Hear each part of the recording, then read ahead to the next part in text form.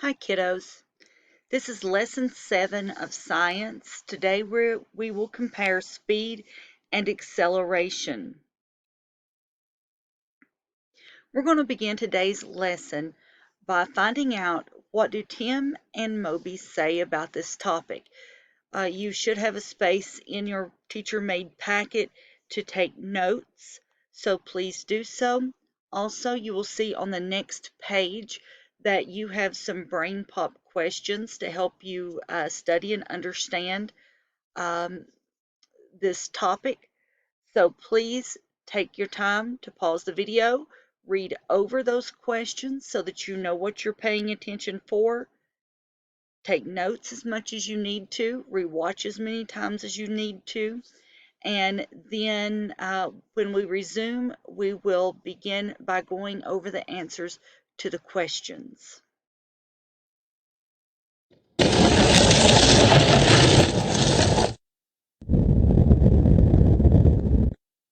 Dear Tim and Moby, I need to figure out my acceleration on a skateboard. From Kathy. Good thing Moby just dug mine out of the basement. Speed tells you how fast you're going, and it's measured in units of distance per unit of time, like meters per second or kilometers per hour. But sometimes you have to speed up, slow down, or turn around. Acceleration is the rate at which motion changes. Acceleration is measured in speed per second, like meters per second per second. That's meters per second squared. If you're speeding up, acceleration is a positive number, like 5 meters per second per second. If you're slowing down, it'll be a negative number, like negative 5 meters per second per second. Right now, Moby isn't moving. His speed and acceleration are 0. Ready, set, go! Acceleration in the direction of motion speeds you up. By the time Moby gets near the bottom of the ramp, he's going way faster than he was at the top.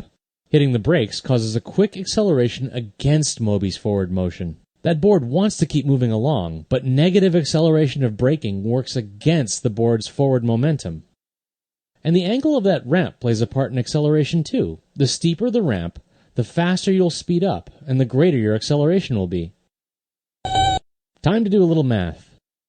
When the direction of motion does not change, and it follows a straight line like Moby did, we can calculate acceleration using this formula. Acceleration equals change in speed over time. To figure out Moby's acceleration, we need to know two things: the time it took him to get down the hill, and his change in speed, the difference between initial speed and final speed. We already know that it took Moby 2 seconds to get down the ramp, so let's plug that in for time. When Moby started, he was at rest, so his initial speed was 0 meters per second. Final speed is a little bit tricky. Let's go to a replay. Looks like he got up to 10 meters per second. So we've got 10 meters per second minus 0 meters per second equals 10 meters per second divided by 2. That's an acceleration of 5 meters per second squared. With Moby's acceleration pinned down, we can figure out all sorts of cool things like how far he would travel in 5 seconds, and even his exact speed at 10 seconds if he had a longer ramp to skate down. Uh-oh. Stop that robot! So the answers to your brain pop quiz, you have number 1 is A, number 2 C, number 3 D, number 4 B,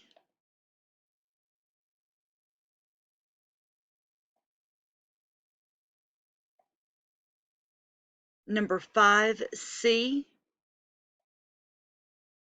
number 6 B, number 7 A, number 8 B, number 9 C, and number 10 D.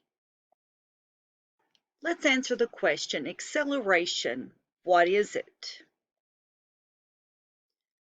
I watched the car accelerate from the start line during the NASCAR race. I was driving next to a police officer on the road. All of a sudden, his sirens turned on and he accelerated. Start time, which is your initial speed, divided by time. This is the change in speed, the change whether it be positive or negative, speeding up or slowing down. Now, we're going to be getting into something that is going to be very important for you to know how to do, and that is to read these graphs and even create these graphs and charts doing with speed. Every year I would watch students struggle on the EOG with these charts and graphs. It's very important. So this question is, when did it accelerate? Here's an example of a line graph. It shows distance and time. When the object is at 0 distance, it is not moving. So when it's right here, this is at the start. It hasn't left where it's being measured from, and no time has passed since takeoff. It's at 0, 0. It hasn't gone anywhere, and no time has passed. If you look at the graph, you can see when it's moving the fastest by looking at how far it is traveling in a second. So this is the time. It's going to be measured in seconds. And this is the distance from its starting point, from its origin that it has gone. The largest gap shows greatest increase in acceleration. The smallest shows the helicopter is slowing down. So when we look at this, we see that it takes off, and it has barely traveled anywhere in 1 second. It hasn't even made it 2 meters. But at about 3.5 seconds, 3.5, it has traveled, 2 seconds, it's traveled almost 3.5 meters. But then what happens right here? Time is going down, but its distance from its starting point is coming back to the line, because you can think of this as when we're looking at it this way, this is how far it is from its starting point. So it came back to start. Time is still passed. This would be almost like you running out the door to catch the bus. You make it part of the way down the driveway, maybe to the bottom of your steps or something like that, and you realize that you forgot something in the house. And so you turn around and you run back inside.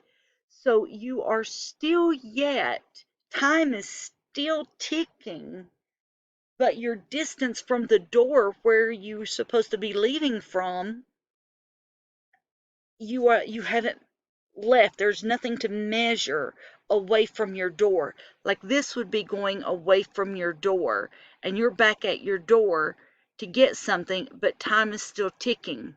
And then we see the helicopter takes off again. So then at 5 seconds, we're back up to that 3.5-ish meters. At 6 seconds, we're at almost 8 meters. At 7 seconds, we're at about 13 meters. Now, we see that there is very little change right here. So think of a helicopter.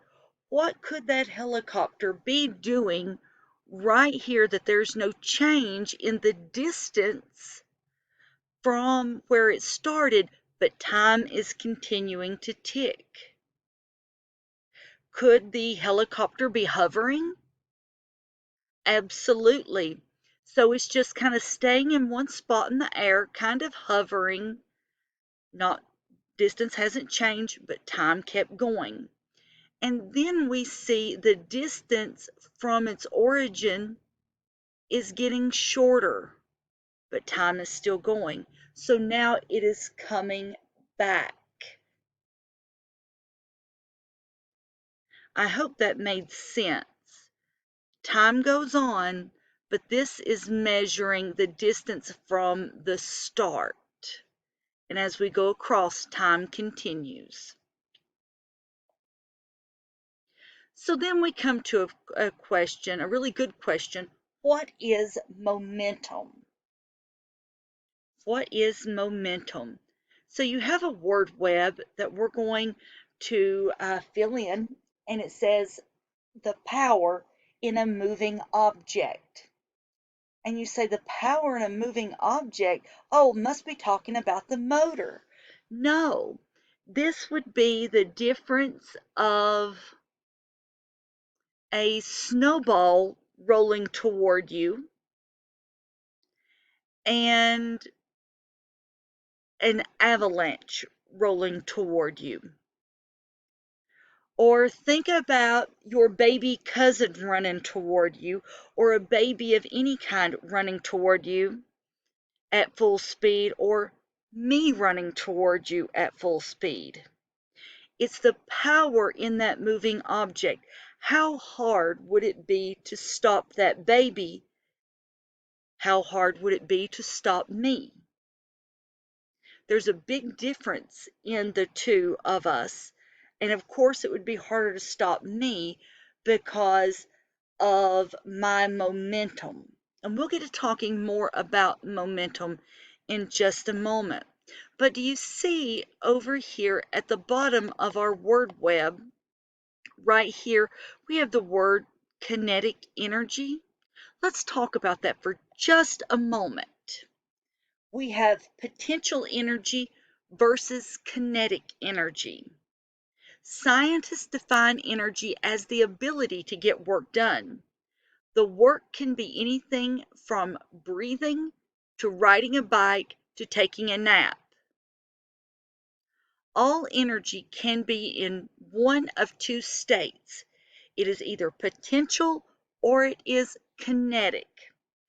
Now, think about some of the things that I may have told you, or another teacher, or your parents may have told you. We may say, you have the potential to be anything you want to be. Does it mean you're already that thing? No. What does it mean? It means that you can be. So let's look at the term potential energy. Potential energy is stored energy, energy ready to go. So if I said you could be anything you want to be, then you've got the ability ready to go. You've just got to go through the steps to get there. So a race car at the starting line of a race, a bicycle on top of a hill, and students waiting to go home from school are all examples of potential energy. And then we have kinetic energy. Think about the toy K'NEX. When we think about the toy K'NEX, how is K'NEX different from many other types of building toys? They move. So kinetic energy is energy at work. A race car speeding around a corner, a bicycle cruising down a hill, and students running home from school are examples of kinetic energy. Kinetic energy is energy in motion. Potential energy is energy that hasn't been released yet. Now I'm going to pause the video. I'm going to post this link on Google Classroom. I would like for you to watch this video, as it would take up most of my time on this lesson. And then we will resume with part 2.